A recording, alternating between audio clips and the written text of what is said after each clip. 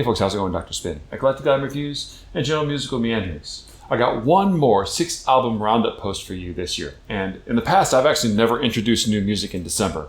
Usually because I spend a lot of December looking at the music that I've listened to throughout the year and working on my top 20. And I've been pretty meticulous about my top 20 this year, and I'm kind of backed up on new music too. So I wanted to go ahead and get these out there, get listening to them, and I'll talk about how they're going to be introduced into the rotation for best albums a little bit later in the video. But for now, let's go ahead and get started with it. First one up is Chassol's Indiamore. This is an album, very interesting album, by a French musician who went to India and got a bunch of field recordings. Recorded people playing music, recorded people talking, environmental sounds, all sorts of stuff, sounds of India. Then came back and harmonized it all using Western pop and jazz conventions. Indian music doesn't follow the same rules as Western music. And so to make it work in a way that makes sense, to make that melody, that melodic sound, that style of music make sense in a Western harmonic structure is extremely, I think, very difficult.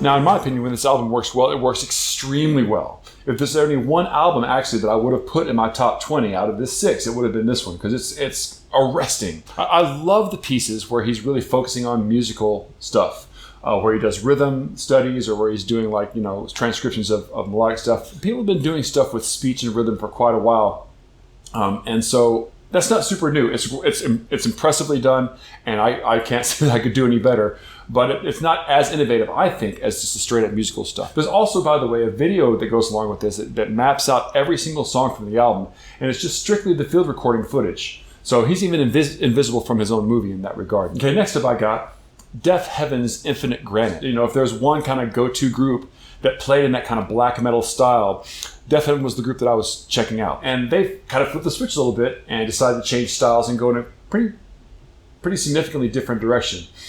Losing all the screaming vocals, all the death-styled vocals, and going almost pure, like, shoegaze, dream pop style. And for many fans, this is a huge left turn for them, and many fans, this is a divisive album.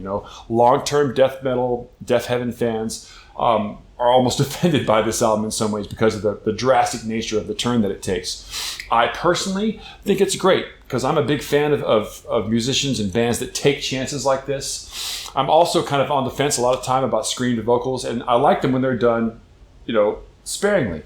And although almost all the vocals in this album are clean and beautifully sung, there's a couple spots in here where he rips out and uses those vocals. I think they're more impactful when they're used sparingly like they are in this recording.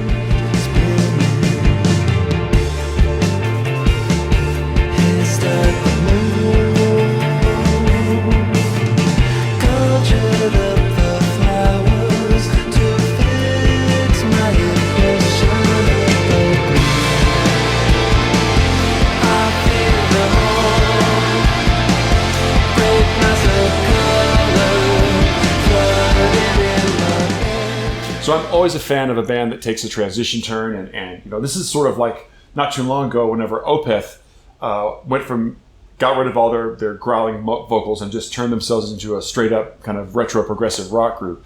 But even then, they'd kind of been hinting at that for a while. This is such a dramatic left turn that, again, a lot of fans I think will balk at it. But it really grew on me, and these songs are very infectious in there. They're well written and beautifully sung. Okay, next up is Injury Reserves By the Time I Get to Phoenix. And I got into this album this year on the strength mainly of critical responses. A lot of critics got on this album and really were positive about it, talking about its innovative style and the way in which it kind of expands on the hip-hop and rap paradigm a little bit. And I'll tell you, whenever I first got it, I can't say that I liked it a whole lot in the beginning, but it was one of those things where when I first listened to it, it had that sense that almost that my brain couldn't process everything that was happening on it. As I listened to it more, it started to sound radically different. So I've got the sense I don't really want to give up on this album yet because it's just now starting to peel back some layers on what's going on. Yeah. touch me. My knees hurt cause I'm grown. And that's a tough pill to swallow. Yeah, cause I'm not getting taller. Oh, this is you. No. Go ahead, that's you. Go ahead. Keep on killing these bottles.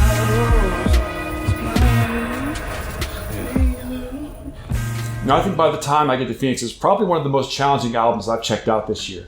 But that doesn't necessarily mean it's a bad album at all, and it certainly doesn't mean that that it's poorly done. I think there's a lot of really creative stuff going on with this album, and it's pretty groundbreaking in a lot of ways too. And so I haven't given up on it yet, and I'm actually very glad that I've introduced it this month, but I have more time to get a grip on it as moving forward to the rest of this year, as you'll see with how I'm going to treat these with the big picture best of rotations. Okay, next up is Let's Eat Grandma, I'm All Ears. Proof positive that bands are starting to run out of names. I mean, it's memorable for sure, but I think it kind of gives you a mixed message as to what this band is actually about. I strongly relate this band to Churches. If you're a fan of Churches, I think Let's Eat Grandma will sit pretty well with you. But although when Churches takes that sort of middle ground, where they have this sort of dark side sheathed within a lighter feeling, that's the sweet spot for them. I think in the case of Let's Eat Grandma, these two things are separate. There's these sort of dark symphonic songs, and then these kind of light poppy songs. Is it mine? Is it my heart? Is it mine? Is it my heart? On my apartment in the sky, I just want everything and everything just hang say to you. Been thinking over things I've never said before, 'cause there's an element of bright. This album, I think, is a big stepping stone for what's happening for them in the future. And I know they have an album they just recently released. It's one of the reasons why I wanted to get this one in December, because I think that their second album, which I haven't heard yet, if what they're doing here on I'm All Ears is sort of laying the groundwork for what they're doing going on, I think that their follow-up album is actually going to have some really interesting stuff on it that I'm eager to check out. Okay, next up is the Angstromers, Path to Danach. Now, you may have heard me talk about the Angstromers as one half of Chukbois and the Angstromers from earlier this year. The Angstromers is, again, just like Chukbois was their own freestanding Haitian, classical ensemble, traditional ensemble. The Angstromers are a freestanding group, kind of a collective of producers and musicians that make this kind of transgressive sound art music. Some people might even call it like dark ambient.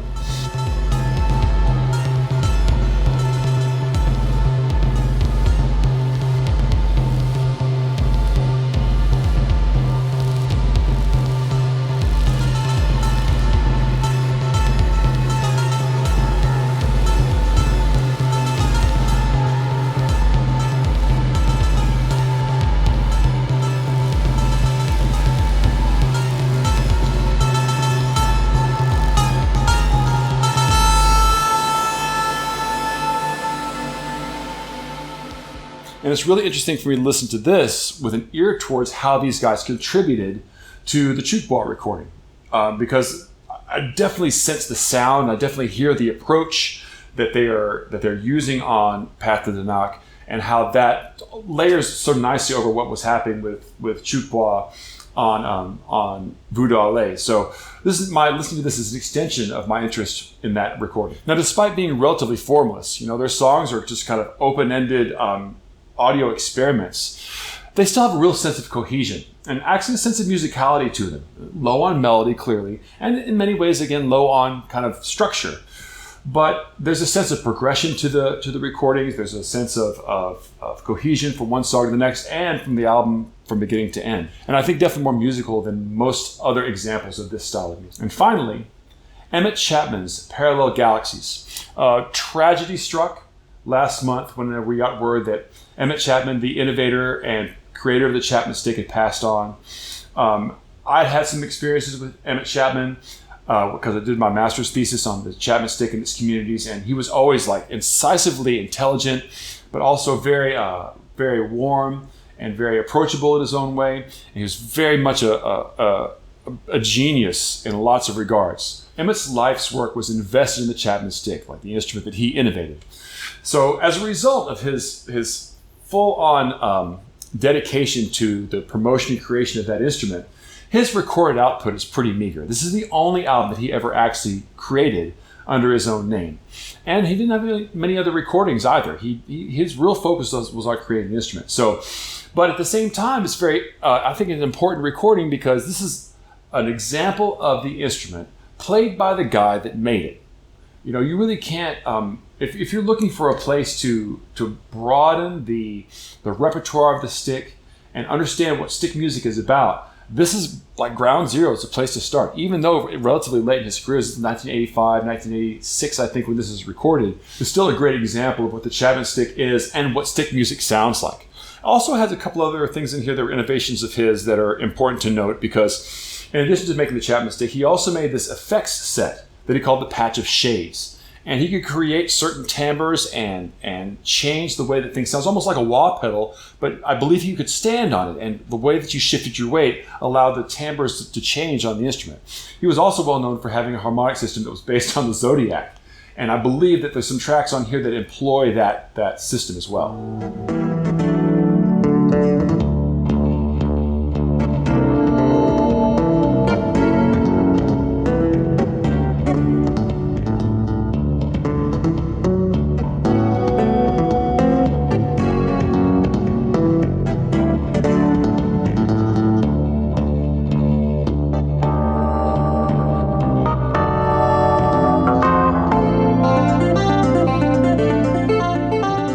So although Chapman's output, his musical output, doesn't really reflect his influence, I think Parallel Galaxies is still a really great example of his specific technique of playing the instrument.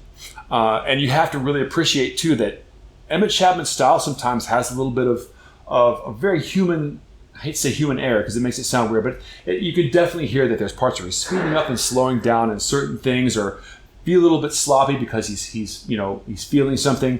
It's a very organic sounding recording.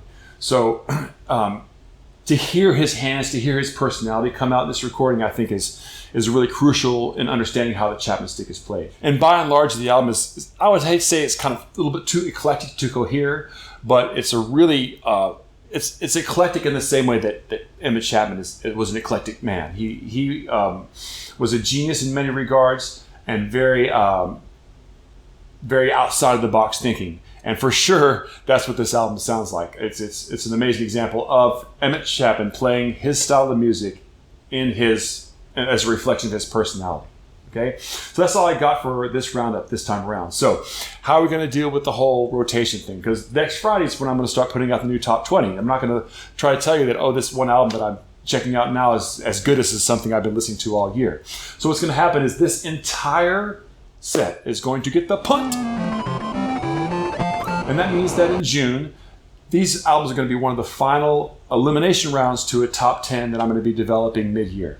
So keep your eyes open for that. And when you know what's going to happen, please like and subscribe. Share this video out with your friends. Also follow me over on Spotify. I've got a whole 2021 radio setup. Just set that on shuffle and listen to everything that I've been checking out this year. And keep your eyes peeled because next Friday I'm going to have the best of 2021 part 1 up for your viewing enjoyment. So until I see you then, I'll check you guys on the flip side.